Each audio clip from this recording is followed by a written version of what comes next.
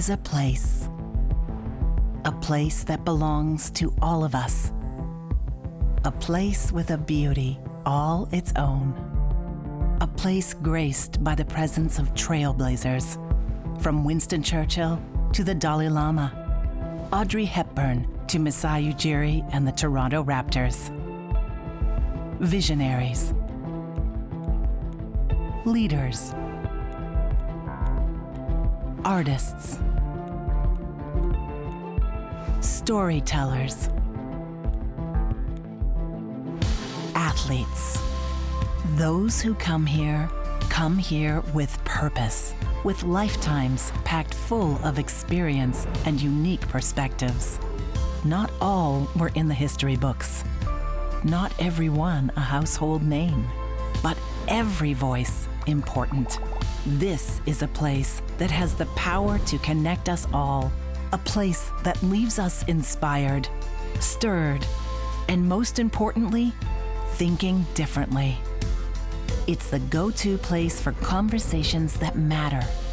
And while this place has no fixed address, it is here, on this stage, at this podium, that our most valuable national resource lives: open dialogue. Join us here as we share the ideas that drive this nation forward. Join us in this place. Welcome to the club, the Empire Club of Canada.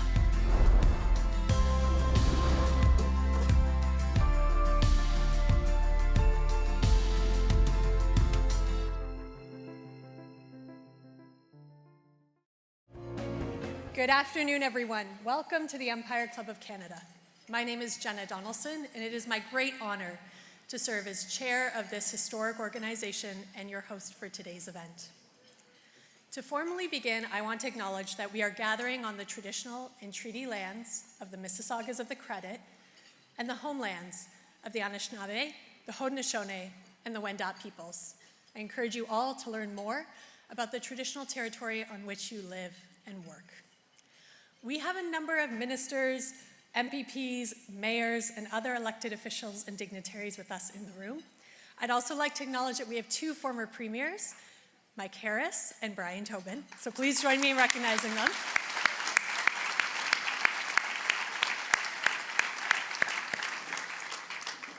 I would also like to recognize our sponsors. The Empire Club is a nonprofit, and our sponsors generously support the club and make online viewing complimentary.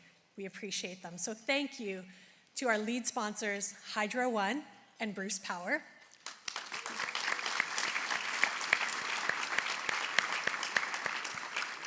And thank you to our VIP reception sponsors, BMO, the Insurance Bureau of Canada, Atkins Realis, Liuna, Shoppers Drug Mart, the Ontario Road Builders Association, ACON, Waste Connections of Canada, Westinghouse, TELUS Health, AWS, Dynacare, and DoorDash. Thank you.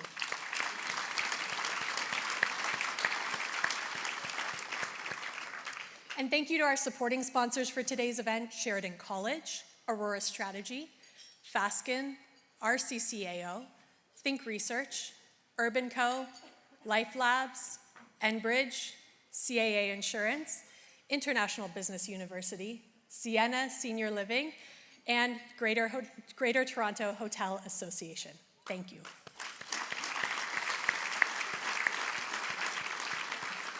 And I also want to thank our lead season sponsors, Bruce Power and Hydro One, and our VIP reception season sponsor, Waste Connections of Canada. Thank you. And finally, thank you to our print media partner, the Toronto Star. Thank you, Toronto Star. If you have questions for our speakers, please scan the QR code found on your program, or if you're online, the QR function under the chat. For those of you online, if you require technical assistance, please get help using the chat button that you will see on the side of your screen. One reason I am so proud to lead the Empire Club is because of its rich history. For well over a century, this podium has been the place where Canada's leaders come to deliver the great speeches or host the great conversations of their time, to address the most pressing issues of the day. And this is especially true when it comes to Ontario's leadership. In fact, Since Leslie Frost, nearly every sitting Ontario Premier has addressed the Empire Club. Over the decades, yeah, it's great news, let's clap for it. Over the decades, each has delivered an important and timely message about the state of the Federation, emerging societal issues, and of course, the economy. And regardless of political stripe or moment in time, their appeal was clear. Ontario's success is critical to the success of the country, and our economic prospects are strong if we make the right investments. Today's distinguished guest is no exception, and we are so very pleased to once again be hosting Premier Doug Ford.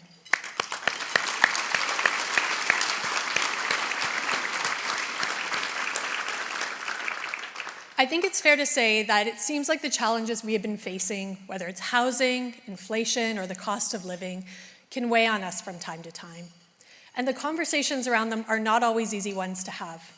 But the Empire Club isn't where we just come to have the easy conversations, it's where we come to have the necessary conversations. Ones that not only address our challenges, but shine a light on our potential. And this is why I am so pleased that our club has been home to that long line of premiers who have stood at this podium to lead those conversations and share their vision for a stronger, more resilient Ontario. And that, like many of the people who came before us, we're hearing directly from the Premier about the work he's been doing and the opportunities that lie ahead for this province that we all love. And to introduce the Premier, it is my pleasure to welcome to the stage someone who is a familiar face at this podium and who himself leads an organization that is critical to Ontario's economic success. Please join me in welcoming to the stage President and CEO of Hydro One, David Lebeter.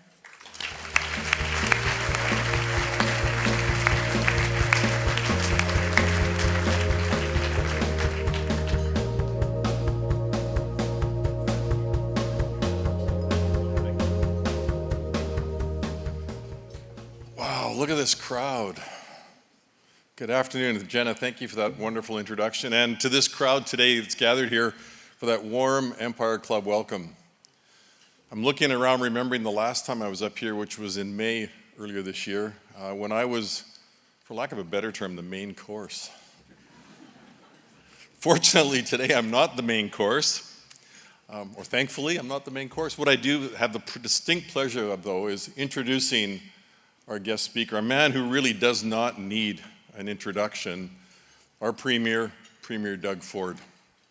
And as I was thinking about what I would say in introducing the Premier, I was reflecting back on how I've gotten to know him over the past couple of years, and a few things really stood out for me.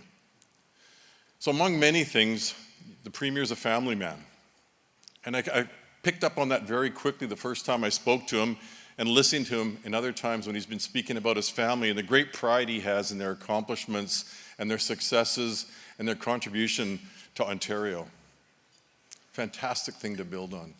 He's a businessman, as evidenced by his family business, which he ran very successfully for many years. He's a politician. Witness the success he's had in that area. And he's a builder, which is really the topic of today. And you can see that when you look around Ontario today. Look at the hospitals that are going up, the schools that are being built, the care facilities, the infrastructure such as highways and byways and mass transit. Those are investments that are taking care of Ontarians today and preparing them for the future. And he's a builder when I look around and I see the growth in the regrowth and rebirth in the manufacturing sector, the mining sector, and agriculture, creating well-paying, long-lasting, good jobs for Ontarians today and into the future. And he's a builder when I look at what's going on in our communities with housing development that just continues to accelerate. Every year we're building and connecting more homes. And that's about building communities. And he's a builder when I look at the energy sector, the sector I'm familiar with, where I see the government making measured, prudent decisions on generation assets that are going to power this province for many, many decades to come, setting the foundation for a future. I see that showing up in the nuclear announcements, the refurbishments, the new bills that are being looked at, the renewable procurements, the ISO's done, storage procurements, the independent electric system operator's done, and very agnostic to the generation source, whether it's nuclear, renewable, hydroelectric, and even in the short term, natural gas, because we do need that fuel source to continue to power this province. Those are all the signs of someone who's a builder and who cares. And there's one other thing Doug Ford is. Oh, sorry, Premier Ford. My apologies. He's a proud Ontarian. And I'm not going to get this quite right, but I've heard the Premier say this many times. Ontario, the best place in the world to live and raise a family. And I hope I got close to getting that right, sir. This is an amazing province, and only someone who has that tremendous amount of pride can deliver a message like that. Hydro One, like Premier Ford, is a builder.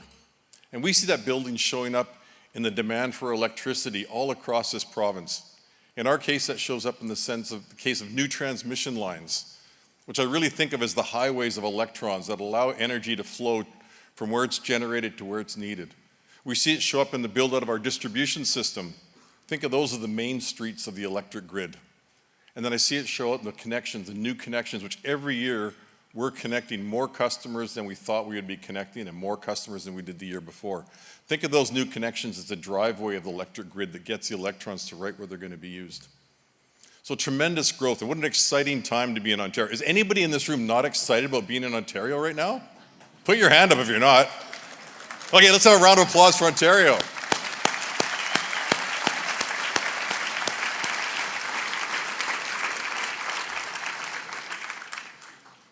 On a personal note, I've been privileged to have a few meetings with the Premier, and I've gotten to know a few things about him. And I remember the first time we met, it was a very casual meeting, but let me assure you, it was focused. The Premier had questions he wanted to ask, he had issues he wanted to talk about, and what struck me the most, and I really appreciated this, was how well he listened to what I had to say. He honestly cared about what I had to say, and he was seeking to understand, which is fantastic. And I hope, sir, that I returned the favor and you sensed that I was keenly interested in what you had to say and the vision you had for Ontario at that time. It was a great meeting, and I look forward to many more with him. I also picked up at that time that he had a vision for Ontario. And it wasn't a vision for the next 2 years. This was a long-term vision that was going to set this province up for success for decades to come. And that's not something I've always found in politicians. Sometimes you see a short-term vision, but this is the man who had a long-term vision. And equally important, I realized that the Premier was not afraid to share his truth, to tell you exactly what was on his mind, to challenge your thinking, and then listen to your response. And I always admire a person who's willing to say what they're thinking, stand behind what they're thinking, but then be willing to be influenced if they hear new evidence that supports that. And I found that in our Premier. So I'm sure that today will be no different than any other day. Premier Ford will join us. He will speak his truth, and we're going to have a fantastic event. And with that, I'd like to welcome Premier Doug Ford to the podium.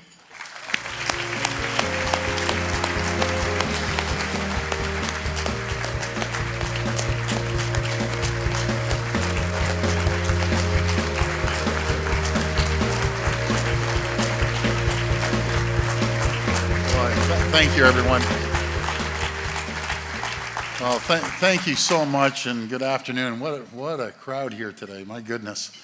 And David, thank you. Thank you for the very kind introduction, and I'm fortunate to have you leading Hydro One and your entire team there. You're doing an incredible job, because without your leadership, David, there's a stall on the economy, because we won't be building homes, we won't be building large factories, and so on and so forth. So please pass my thanks on to your team. And I do remember our conversation sitting by the little wood stove in the solarium there.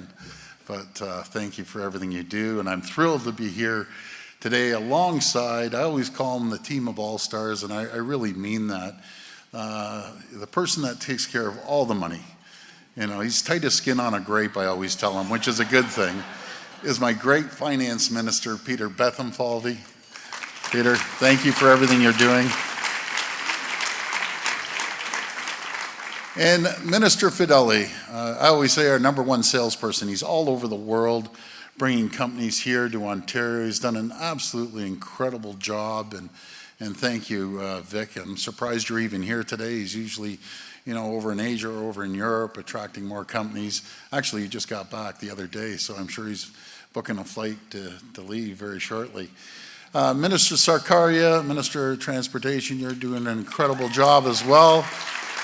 He's been a little busy. I think I have that in my notes. You've been a little busy. I got to ask you, did you ride your bike down here or did you take the transit? I got to ask which one you chose. Okay. And Minister Lecce, again, Minister of Energy, just doing an incredible job. And anyone that knows, I call him Lech. He's the Energizer Bunny, and he does not stop. You're expanding our capabilities, and thank you for all your work. Minister Thompson, thank you, Minister Thompson, Rural Affairs. She knows everything about agricultural, rural affairs, and rural communities in Ontario play such an important role in our province. So thank you for everything you're doing. And Minister Todd McCarthy, one of the brightest legal minds in the country. It's not him that tells me that. Every other lawyer out there tells me how bright he is on the Constitution and real estate, but he's doing a couple portfolios focusing on procurement on business, and he just temporarily jumped in for the Ministry of Environment. He's knocking it out of the park. And Minister Kusendova, Natalia, you're doing an incredible job. You've jumped into long-term care. You're building long-term care homes as quickly as we can, and you're taking care of issues. But I have to tell you something about Natalia. During the pandemic, not only she was working as an MPP, she was a nurse. And she must have been slugging 80 to 100 hours a week during the pandemic. But that shows the character of someone. So thank you, Natalia. Thank you for all your work. Before I get started, I just want to thank Jenna and Saul. Thank you for incredible leadership here. Jenna, you have your job cut out over the next little while, but great leadership. And I just want to wish Saul a very happy birthday. What are you, about 30 years old today, Saul? But happy birthday, my friend. I also want to thank the entire team at the Empire Club of Canada for hosting us today. And it's a real honor to be here. You reminded me, Jen, I remember, and I wasn't with him at the time, Rob came here, my brother, and he got stuck in one of the elevators. And I don't think the Toronto Star, Benzie, ever believed that he was stuck in the elevator, did you, Benz? So anyways, I also want to thank Anne-Marie Vaughan, president of Humber Polytechnic, hailing from the great state of Etobicoke. Thank you, Anne-Marie, for moderating it today. And Anne-Marie, I really look forward to sitting down with you. I'm a massive fan of Anne-Marie. Humber Polytechnic is in my area, and I've just seen it grow over and over under your great leadership. So thank you. It's also great to see so many familiar faces in the audience. And sorry I wasn't able to work the whole audience, but I'll get to it. We have many great mayors, by the way, but two are here, I'm told. We have 444 municipalities. They're all doing a great job. And I always say, if all three levels of government, if we all work together, we work collaboratively together and cooperate, there's no one that can stop us. So I just want to acknowledge two that I know of here, and if I miss anyone, I apologize. Mayor Rob Burton from Oakville. Mayor, thank you for all your leadership. And I got to tell you something. The mayor is pretty humble, but when we first took office, Ford and Oakville were saying, hey, we're going down to Mexico. But with Rob working collaboratively with us, they aren't going there. They're building retooling for the F-Series pickups, which is their #1 selling brand. So we're going to be rocking and rolling at Ford Motor Company in Oakville, and thank you for your leadership. Another great champion, Mayor Nuttall from Barrie. Anything you need to get done, he gets done. He's a mover and shaker. He guts through the red tape and all the bureaucracy, and he's doing great up in Barrie, and Barrie's thriving. So my former, there's a former premier that's my favorite premier in the world, Mike Harris. I even love you, Mike, more than I love Mike Jr., and I love Mike Jr. a lot because he's been doing a great job. He's a mentor. He did an incredible job. And I know my dad served underneath you, and so many great, great people. Jim Flaherty, I could keep listing them, but what a great team you have there. And of course, Brian Tobin, former Premier Brian Tobin, thank you. It was great chatting today, and thank you for visiting us here in Toronto. I was actually with Andrew Fury just last night, or yesterday, I had him over. And so many business and community leaders out there. That's what makes Ontario the strongest region in the world. I'm here today to talk about our plan for Ontario's economy.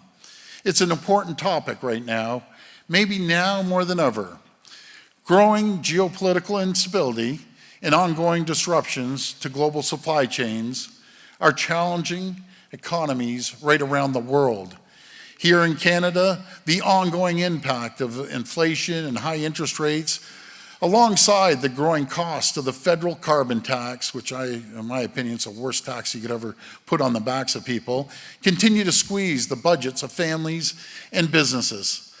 Amid these challenges, our government remains focused on continuing to rebuild Ontario's economy, starting with creating the conditions and the environment for businesses to grow, thrive, and prosper. I always say, if government starts creating jobs, we're all in deep trouble. What we do is create the environment and conditions for companies to come here around the world, and they come here and they thrive and prosper and grow. We've cut red tape, saving people and businesses $1.2 billion and over 1.5 million hours in time every single year that those people can be reallocated somewhere else within your company. We're making energy more affordable by reducing electricity rates for small, medium, and large-sized businesses by 15 to 17%. And we're keeping taxes and fees low. In fact, this is pretty staggering. We have never raised a tax on people or on businesses, and I can tell you, we never will. And it's a very simple theory. You want to stimulate the economy? Put money into people's pockets. They'll go out and do something as simple as going out for dinner, maybe buying your kids sneakers or clothes, or maybe putting a little renovation on your house. And they might do that because they have money in their pockets, and same with businesses. If you put money into businesses, they'll invest into their people, into technology, into their infrastructure, and they grow. That's what creates economic strength, and the economy starts booming. The worst place you could ever give your money is to the government. I'm telling you, any level of government. We believe, our government believes, you can spend it a lot wiser and stimulate the economy than more money into the government's pockets. In total, we've reduced the cost of doing business in Ontario by $8 billion each and every single year. The results of our plan, the numbers, they speak for themselves. We've attracted more than $45 billion in the first electric vehicle and battery plants in Canada, along with billions and billions of dollars of investment in the tech sector, and more than $5 billion in life sciences. And that's last year alone, but I don't know if you heard Bloomberg a couple months ago, that Canada, meaning really Ontario, has just knocked off China as the number1 spot in the world to invest in the EV sector. Over 137 global companies invested over $11 billion in Ontario last year, creating 12,200 jobs. Last year alone, all of you folks created 165,000 new jobs. In 2023, Ontario created more manufacturing jobs, think of this, than all 50 US states combined.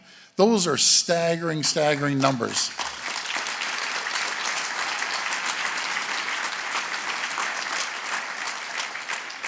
This is another great stat, and I apologize for the numbers. I'm just a numbers guy. Show me the numbers. Numbers don't lie, and let's cut to the chase here. So since 2018, we've added over 860,000 new jobs to our economy. But beyond just numbers, these statistics are so much more than just data points. They represent better jobs and bigger paychecks, and real opportunities for workers, families, and whole communities to thrive. They signal Ontario's growing strength as a global hub for innovation and investment. It's a far cry from where we were just 6 years ago, when sky-high energy prices and uncompetitive business environment forced plants to close, sending 300,000 jobs south of the border. What a difference a few years can make. And our pro-worker, pro-business agenda has been a true Team Ontario effort, with full credit going to workers, businesses, and our union partners. And I see one of the true leaders, Joe Mancinelli and Victoria. Thank you for all the work that you do. There you are, right over there. And thank you for helping build Ontario. Today, as we face economic and geopolitical uncertainty, rising costs, and a critical election south of the border, we can never take this progress for granted. We need to keep investing in and implementing our plan to rebuild Ontario's economy. Next week, when Ontario's legislature resumes, after a very, very busy summer for our government, we'll be doing just that, including measures to help build critical infrastructure faster. Our government has the most ambitious plan to build in Canadian history, with $190 billion in new infrastructure spending over the next 10 years, including nearly $100 billion to build the roads, the highways, and the public transit needed to tackle crippling gridlock on our streets. Here in the GTA, we're leading the largest expansion of public transit in North America, as we build the Bradford Bypass, Highway 413, expanding Highway 3, Highway 1117. Basically, everywhere you drive right now, no matter if it's a 400, 401 East, QEW, there's construction. I know it's a pain in the butt, but it's needed. It's needed to build that infrastructure for the future. And Minister Sarkaria, our hardworking Minister of Transportation, he's been busy lately. And every time I get in a traffic jam, who do I call? Honestly, I think he avoids my calls sometimes. But he's an incredible person, very, very bright individual. He was with Miller Thompson, a bright lawyer. I'm just so blessed to have the best team that's ever been assembled in politics. On Tuesday, Minister Sarkaria was in Etobicoke talking about our focus on getting drivers moving faster by bringing sanity back to bike lane decisions. It isn't enough to keep an eye on future bike lanes. Thank you. We need to and will remove and replace existing bike lanes on primary roads that are bringing traffic in our cities to an absolute standstill.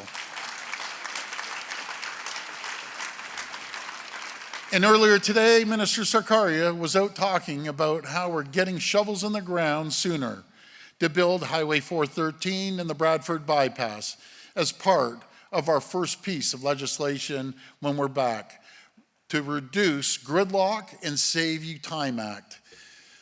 As ambitious as these projects are, even as we get shovels in the ground on Highway 413 and the Bradford Bypass sooner, they aren't enough to keep pace with Ontario's growth. So just last month, I announced our plan to build a new driver and transit tunnel expressway under Highway 401 to provide a new, faster route for the most gridlocked highway in North America. Together, these projects are helping to connect our growing region, tackle gridlock on our roads, and keeping people and goods moving.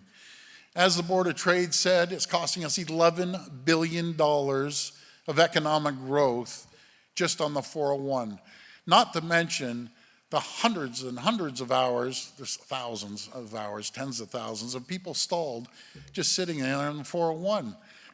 Our buildings are off the 401 in Kipling. I was driving home the other night, it was about 11:30, look on the 401, and I don't know what the reason was. It was packed on both sides of the highway, and people just want to get home, they want to get to work, we want to get goods to their destination a lot quicker. When the legislature resumes next week, our government will always be focused on ensuring Ontario has the power needed to fuel our growing economy. And I know, David, you touched on that a bit. As we look ahead, and continue to attract billions and billions of dollars in new investments, electricity demand is projected to rise 75% by 2050. That means we'll need another 111 million megawatt hours of energy by 2050.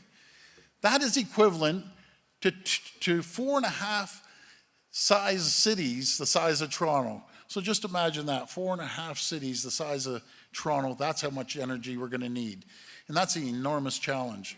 But as I always say, every challenge is an opportunity. And you better believe we're seizing that opportunity so that we'll never ever have to say no to new investment.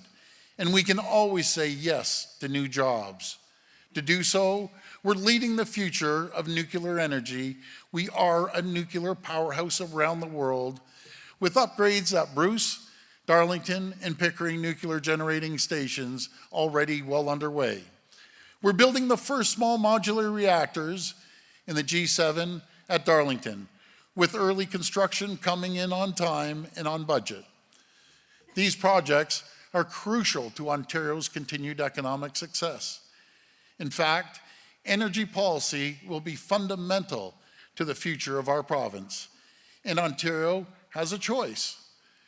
A pro-growth agenda that attracts investments, creates jobs, and keeps energy costs down for people and businesses.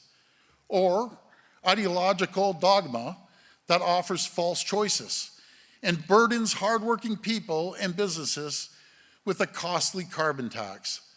I know where I stand. Our government will always choose economic growth and affordability for families, and we will always reject the high cost of a carbon tax. Thank you. You know, I better stop there with all our priorities this session. Otherwise, I'm risk stealing Peter Bethenfalvy's thunder if I get into the fall economic statement. But I'm sure the Toronto Star knows it already, so they'll get that out there. Needless to say, our government will never stop looking for ways to keep costs down for hardworking families. And I look forward to sharing more news on that in the very near future. Now, before I finish, I just want to talk about the upcoming US election there. It's not an overstatement to say next month's presidential election and the upcoming review of the United States-Mexico-Canada agreement is more consequential than anything else on the horizon to our economy. As everyone here knows, there's no partnership more important to the economic success of Ontario than the economic success of Canada, than our closest ties with the United States. It's a partnership that is growing stronger every single year. In 2018, two-way trade between Ontario and the United States was $390 billion. Today, it has increased to more than $500 billion. If Ontario were a standalone country, we'd be America's third largest trading partner in the world. In fact, our province is the #1 export destination to 17 US states and #2 for another 11 states. We need to do everything we can to shore up support for not just maintaining, but strengthening and growing our historic partnership. That's why for the past several months, it's been a full court press from our government to encourage all parties, no matter what political stripe they come from, to reject protectionism and embrace buy Can-Am mentality. As the US looks to de-risk and decouple from China, there's no partner better positioned to support our friends and allies south of the border than Ontario. We have an abundant supply of critical minerals, and as a global leader in the future of nuclear energy, Ontario is uniquely positioned to support America's economic growth and its national security objectives. With this kind of approach, we're encouraging US lawmakers to think big, to build Fortress North America and bet big on the US-Ontario relationship, To do so, however, we need to show our closest ally that we're working together in lockstep. We cannot risk finding ourselves outsiders looking in. I was pleased to see the federal government match US tariffs on Chinese imports like electric vehicles and steel. Next, the federal government needs to match US action to ban Chinese software from vehicles on Canadian roads.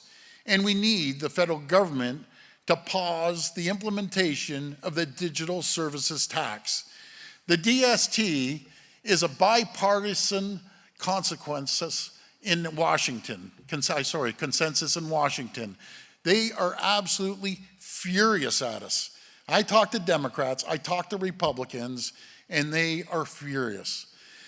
They're furious with Canada over even considering what they view as an unfair tax on American companies.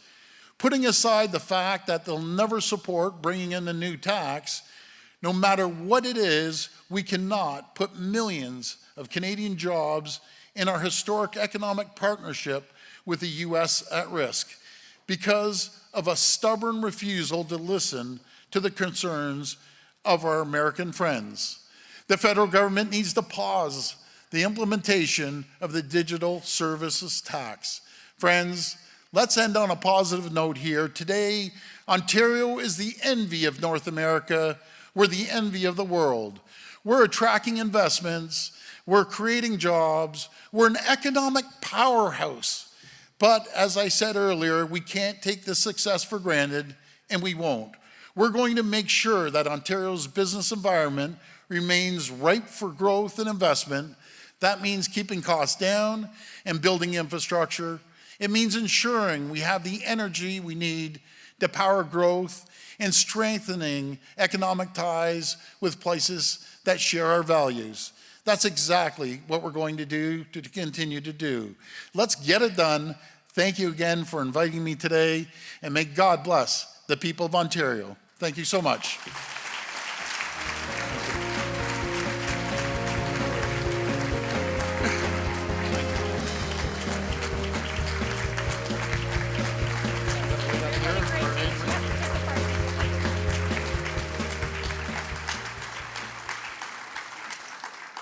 Thank you, Premier Ford, for sharing your vision and your leadership with us. I think David is right. You wear your Ontario pride well, and we appreciate it. And I know we are all looking forward to the fireside chat portion of today's event, so we can dive a little bit deeper into your plans for the province. And so, it is my privilege to introduce the moderator of today's discussion, someone who has been a trailblazer in the education sector for nearly 30 years. She is the president and CEO of Humber Polytechnic, so please join me in welcoming to the stage Dr. Anne Marie Vaughan.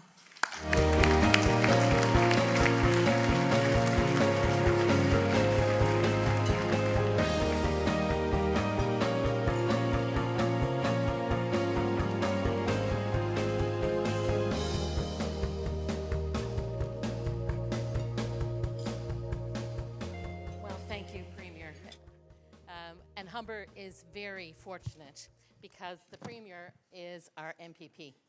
And so we're always delighted to have him come join us. Thank you very much.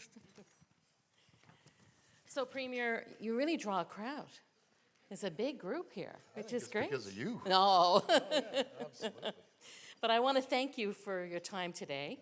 And I know we're all looking forward to hearing more about your government's plans and vision for the future of the province. And to start this conversation, and I think it's a really important conversation, is about the declining productivity rates in Canada and what that means for our future. And I know you're equally concerned about those productivity challenges that we face. And so I'm interested in hearing more from you about that. And let me link it to a subject that would be near and dear to my heart, which is around developing the talent pipeline and that's role in productivity. And you, I know the government's invested over $1.5 billion in skills development since 2018, but labor shortages still exist. And there are over 200,000 jobs going unfilled every day, and it's estimated that we're going to need 100,000 new workers in the construction sector over the next decade. Are we making progress? And how can we ensure there's enough workers to build everything that you want to do? Oh, thanks so much, Anne Marie. I'll start off with that question right off the hop. And a good example, as I called him out, Joe Mancinelli from LaUna.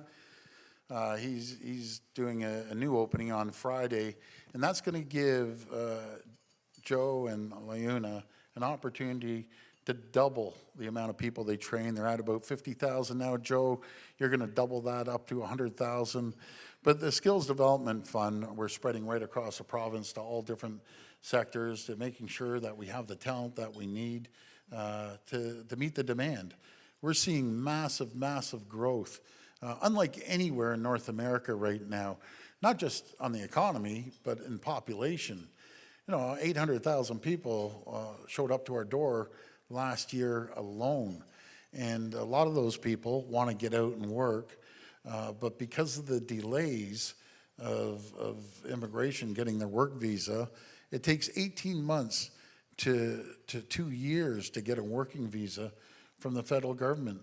We have more asylum seekers coming here, and we're looking at approximately 24% right now of everyone on Ontario Works is asylum seeker. And I don't blame them, by the way. I blame the federal government for not getting them out there and giving them a working permit. I have a lot up in the hotels on Dixon Road, and there's little Timmy's. I pull over after I go through Timmy's. I talk to them.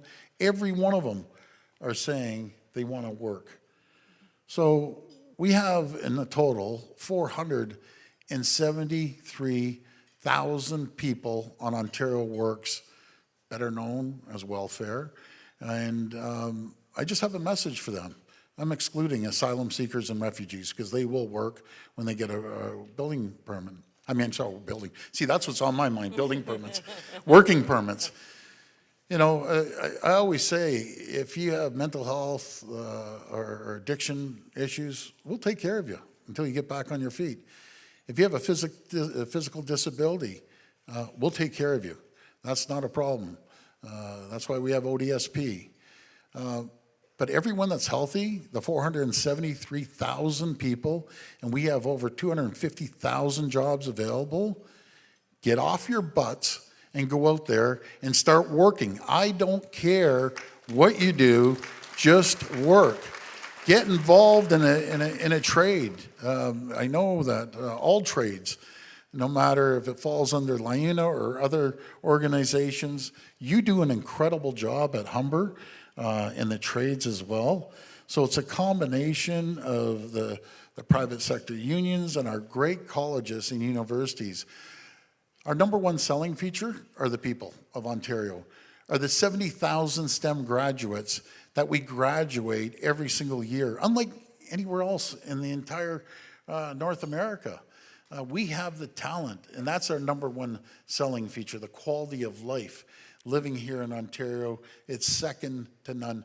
And I just want to thank you for contributing to that, because your programs are incredible. If you ever have a chance to go up to Humber, it's jaw-dropping. And they keep building and building. So thank you for all your work. Well, thank you, Premier. I'm so happy to be a part of the network of 24 colleges in Ontario. And I've said to you many times, it's a jewel nationally. Our post-secondary system in Ontario is, in my view, second to none, and it's incredible to be in that field. So I'll put our colleges and universities against anywhere in the world. Yeah. So I want to ask you, because I heard you note that you met with Premier Fury yesterday. Yes, yeah. And, Ontario has a role, and has always had a role, of the driver of not just the Ontario economy, but the Canadian economy. Yes. And it is central to the social, economic, and cultural capital of this country.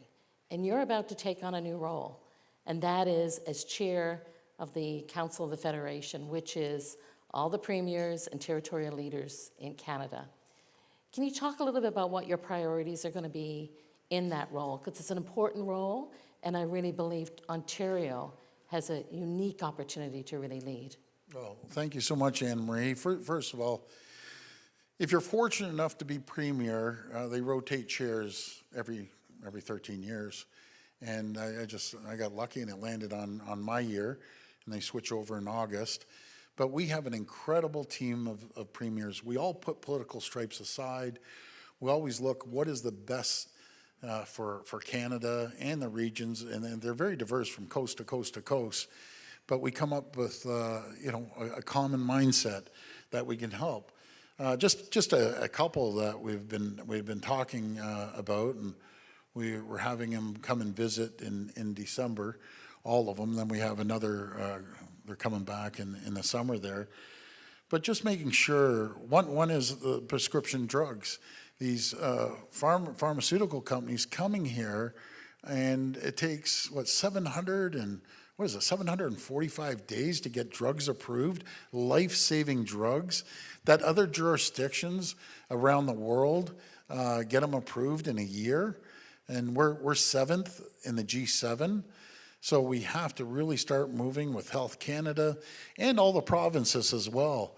So make sure that we have an opportunity to have these life-saving drugs as early as possible.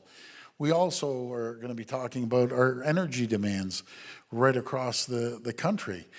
If you look at our energy demands, and we're going to be very diverse and look at all forms of energy, but one obviously is nuclear.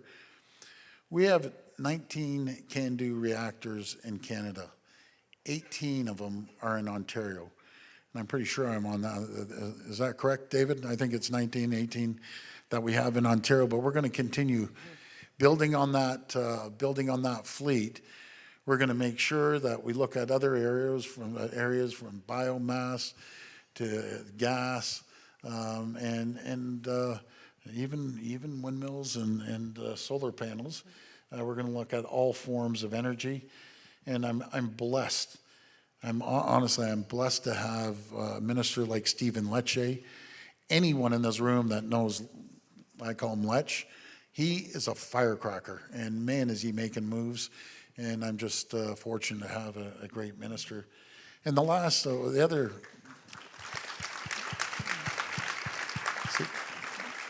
See, Lech, you have a few friends here. That's good. And the last one, just meeting our commitment with NATO, making sure that we allocate our 2% towards our military. I think it's never been more important to do that. And believe it or not, that came from one of our NDP premiers, that he wanted to focus on that. Wab Kinew, which is a really, really good guy. We kind of everyone puts their politics aside, and we just have an incredible team of premiers here. Well, thank you for that comment about NATO. As an honorary colonel in the Royal Canadian Air Force that I am, I'm delighted to see that's a priority for you as well. So, thank you. Let me ask you a bit more about the United States election, because I think that's probably, sorry, I lost my paper again, probably key to the questions in everyone's mind. And even last week when you were talking at Humber, you spoke about the energy sector and how our growth in nuclear energy can really be a sales force or sales opportunity in the United States. I know you don't want to pick a side in the US election. Can you talk a little bit about more of the work you're doing to ensure that we don't end up with a more protectionism view in the United States come November 6th? Well, Anne-Marie, it's and everyone in this room knows this, it's all about building relationships. And I spent 20 years of my life between our Chicago facility and New Jersey, going back and forth, and you meet a lot of people. And I've talked to endless amounts, every single week, endless amounts of governors, senators, congressmen and women, right across the entire country, no matter if they're Democrat or Republican. You know, I had Governor Walz in my office, and this is before President Biden stepped down. So this was about 2 or 3 weeks prior to that, if I remember correctly. And so he walked in the office and he saw a big picture of Rob and the footballs, and he said, "Hey, I was a football coach." And I said, "That's great." You know, so I go to the shelf, I pull off a football, and next thing you know, we're tossing it back and forth. But there's something that I'm going to tell you for the first time. It's no big secret. But so when we sat down one-on-one, I said, I'm really, really concerned, about the president. God bless him. I hope he has great health and everything. My heart actually broke for him back then. And I said, Governor Walz, you should run for president. And 4 weeks later, next thing you know, he's the running mate to Kamala Harris. But he's a really good person. And then Governor Murphy from New Jersey. You have him over, you have these people over to the house, and sure enough, I don't know what it is with these footballs, but we're tossing a football around. And we've made MOU agreements with many different states, and having a group of governors up here, like Illinois, we signed MOUs, Maryland, Indiana, Michigan. There's a whole raft of them that we're doing. But it really helps out, when you can pick up the phone and call them and just work things out. They all know, and I always say I'm the worst culprit. Buy Ontario, Ontario made, buy Canada. So I'm as guilty as anything. And they're experts down there. Buy USA, buy America. And I told each and every one of them, we're so much stronger when we work together. We have a couple things that you desperately need, I would tell them. Your critical minerals. As China is cornering the market on critical minerals around the world, we're a safe haven of critical minerals that there's no one else I'd like to give our critical minerals to support their military as well and their technology than the United States. We have ample critical minerals. And then the other big area is our energy. As we build up our fleet of energy and we have enough capacity for ourselves, New York State always needs energy, always. And so does Michigan, and so does Ohio and Pennsylvania. And these big data hubs that you might have 5 or 10 people working in these data hubs, but man, do they suck energy. And they want our clean, green energy, reliable energy coming from Ontario. Very few people realize this, but as we stand right now, we can deliver energy all the way south down to Florida from our grid. Texas is standalone. I was talking to a congresswoman there the other day. They're standalone. But do you remember what happened a couple of years ago when Houston and Texas had a little snowfall? It almost shut down all of North America because a lot of components were coming from there. And I invited the congresswoman to join our grid because it's reliable. And we have the best people in the world when it comes to our energy on all facets. That's a really important point about the security and safety and reliability of our grid in terms of productivity. Let me give the last word to a question from the audience, and this is about Canada's youth. And many young people are facing uncertainty in today's time. And I know you're so enthusiastic about Ontario. What message would you leave young people in the audience about what the future is for them and how important it is for them to be able to dream and have a life and families here in Ontario? Well, there's no better place in the entire world, and I meet a lot of youth, literally daily or weekly, and I just tell them, number one, work hard. Work ethic, second to none. No matter what job you have in life, everyone respects a hard worker. Stay in school as long as you can. And when you graduate, it's going to be the lightest luggage you're ever going to carry anywhere that no one can take off you. And some kids, they may not be academics. Get into a skilled trade. And because once you have a skilled trade, you have a job for life. And it just amazes me, when I go around and I see the craftsmanship when they're building these homes. We need people like that. We need skilled tradespeople from all over the world and here to get involved. We've seen an increase in women getting into the construction sector, but it's increased over 50%. I encourage more young women to get involved. It's a great paying job. And it's a job you can carry around if you move here from Toronto up north or move wherever. You'll have that tool in your toolkit. But we have a very, very bright future here in Ontario. You're leaders around the world.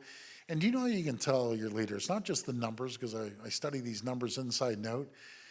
It's when you have an ambassador come from a different country, consul generals that are here, when you see governors come here and they're in awe. As one governor said, and I won't name the name, said, "Doug, you're eating our lunch." And I said, "Governor, we're going to eat your breakfast, lunch, and dinner," but joking around, because they're very close allies. I love the U.S. And we're going to work hand in hand with them, but a very bright future. Keep working hard and never stop working. You got to have that work ethic. And when you apply, I always tell the young people, a lot of young people, you know, they want to start at the CEO seat and work their way up. That doesn't cut it.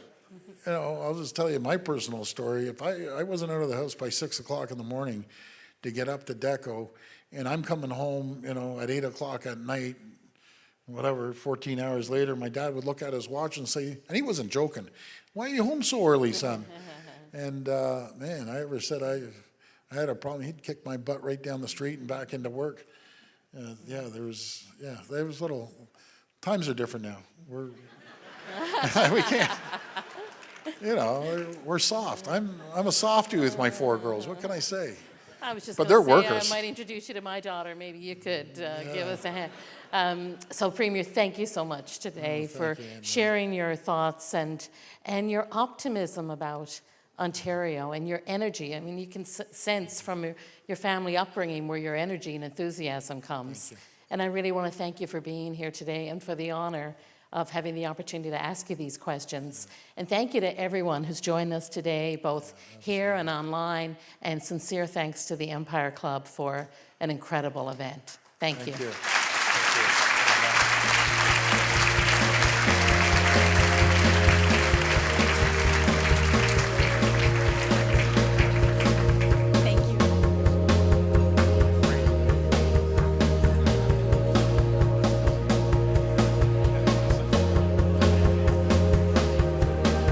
Thank you very much, Dr. Vaughan and Premier Ford, for that great, insightful conversation.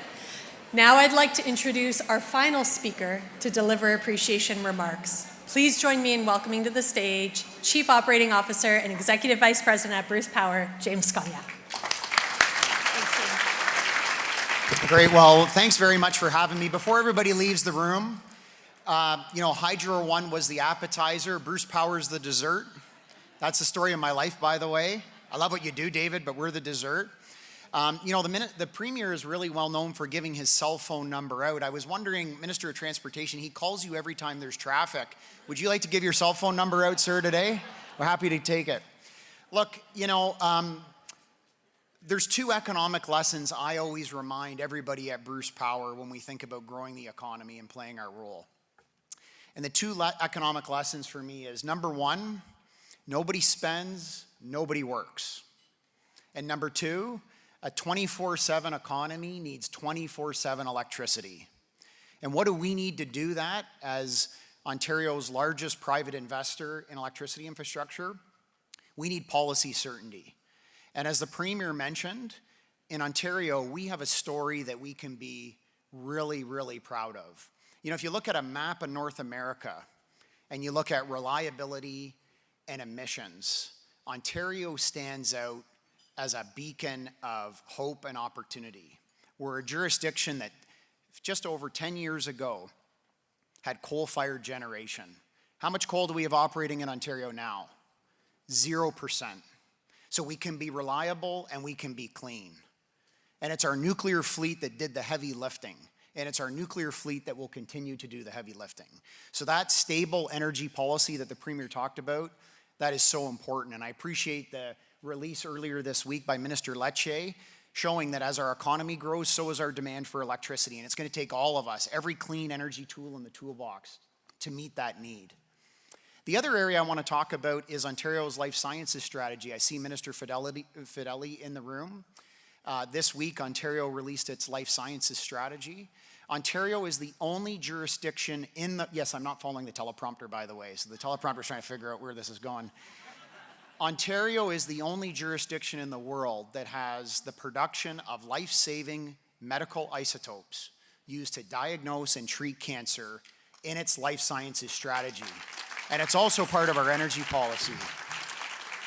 So we look forward to continuing to be an energy superpower to power a 24/7 economy, an energy superpower to produce clean, reliable energy, but an energy superpower that gives people hope who are fighting cancer.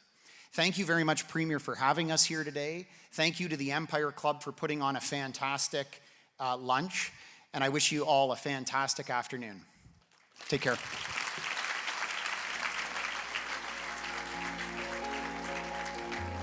Thanks, James.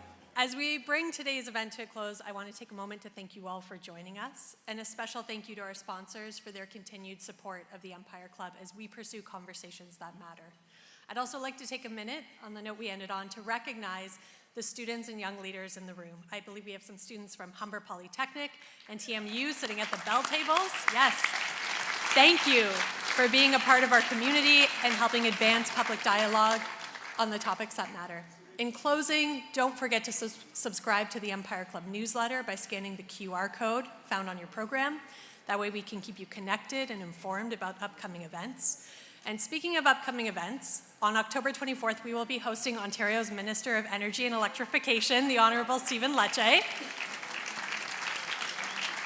And on November 12th, we will be in conversation with the Honourable Todd McCarthy, Ontario's Minister of Public and Business Service Delivery and Procurement.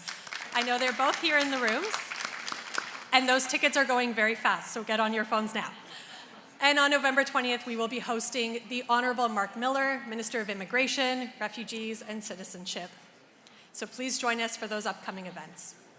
As a club of record, all Empire Club events are available to watch and listen to on our website, and the recording of this event will be available shortly. Thank you all for joining us today. I hope to see you soon. This meeting is now adjourned.